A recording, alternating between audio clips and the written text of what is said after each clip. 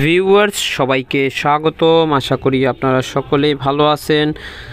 তো আজকে আলোচনা করব মুখে ঘায়ের জন্য একটা ট্যাবলেট নিয়ে। এটা আপনাদের খুবই পরিচিত জনপ্রিয় একটা ট্যাবলেট। এটা চেনেন না এমন বাংলাদেশি খুব কমই আছেন।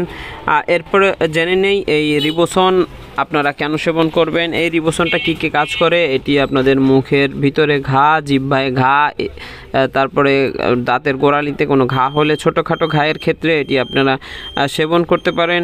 এরপর জেনে নিন এটা সেবন মাত্রা। এটা একটা চুয়েবল ট্যাবলেট। এটা একটা থেকে দুইটা ট্যাবলেট দৈনিক 3 বার সেবন করা যায়, অথবা চিকিৎসক কর্তৃক নির্দেশিত পরামর্শ অনুযায়ী আপনি সেবন করবেন।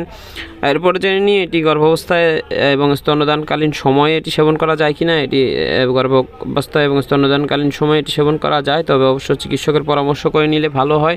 আর যে কোনো ওষুধ আপনারা যদি সেবন করতে চান তাহলে অবশ্যই একজন রেজিস্টার্ড চিকিৎসকের পরামর্শ করে নিতে ভুলবেন না।